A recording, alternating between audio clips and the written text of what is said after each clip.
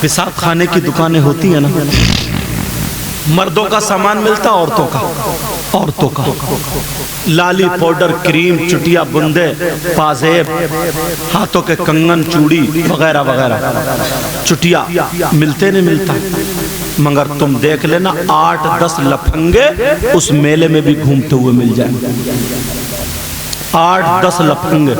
کیوں نہیں پکڑا تم نے؟ بول تم مرد ہے کہ چھکا؟ تو کون ہے جو ان عورتوں میں گھوم رہا؟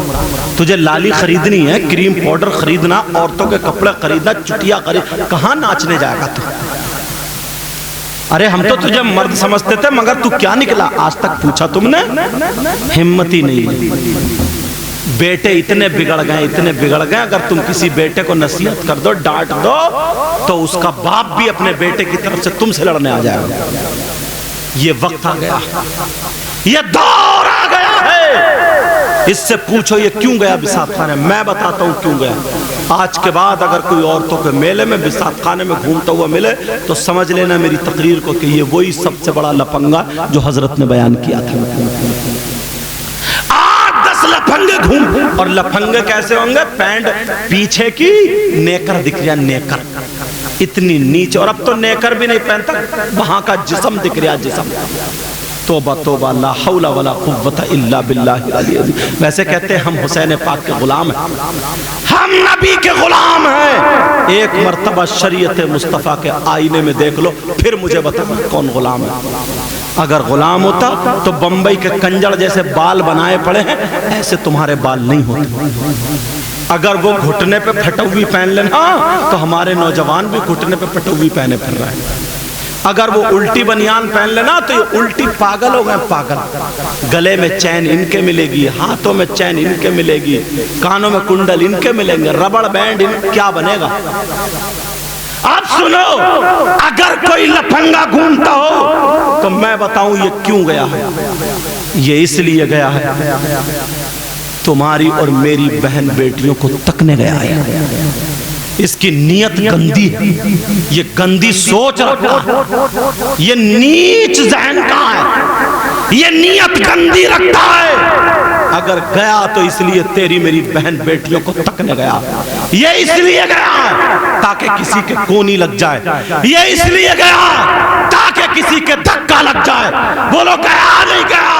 مگر اس سے میں سینہ ٹھوک کے کہہ کے جاتا ہوں، تم بھی میرا والا جملہ بول دینا، اور لفنگے بول، جسے تو دیکھنے گیا تھا، جسے تو کونی مارنے گیا تھا، جس کے تو نے کونی ماری، اگر تیری سگی بہن نکلتی تو تو کیا کرتا؟ جسے دھکا مارنے گیا تیری بھانجی ہوتی تو کیا کرتا؟ ارے جسے تو ٹکر مارنے گیا تیری بھتیجی ہوتی تو کیا کرتا؟ جس کو تو دیکھنے گیا تیری ماں نکلتی تو کیا کرتا؟ ڈوب مرنے کو جگہ تھی؟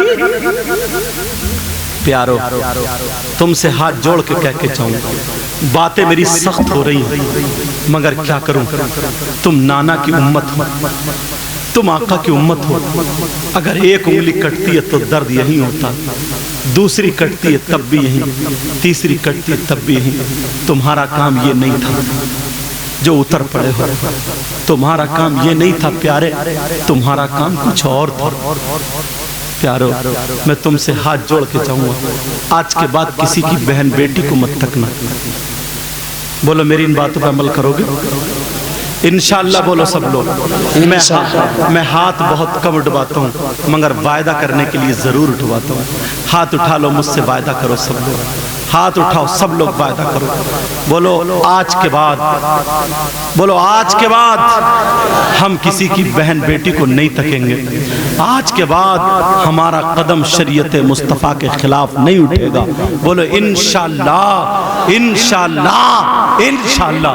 نوجوانوں، اگر تم نے میرا ساتھ دے دیا نا تو انقلاب پیدا کر دیں گے، انقلاب۔ سمجھے، میں ان میں کا مولانا نہیں ہوں کہ صاحب تمہیں خوش کر کے ادھر ادھر کی باتوں سے چلا جاؤں۔ میری باتیں سخت ضرور ہو رہی ہیں، مگر میں تمہارا دشمن نہیں ہوں۔ رزلٹ نکالو گے تو میں ہی تمہارا دوست ہوں گا۔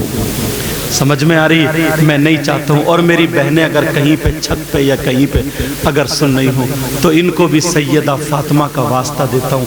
और इस गांव को तो तुम मुझे नहीं जानते हो, मगर मैं तुम्हें एक निशानी बता दूँ मैं कौन हूँ। इस गांव को तो मुझे पहले से ही निस्बत है। तुम्हारे गांव की लड़की मेरे घर में है। मेरे घर में मतलब मेरे भाई के घर में। समझ में आ गई? ये बैठे हैं सैयद रिफाकत अली, समझ में आ गई? इनकी बेटी मेरे भाई के घर में है।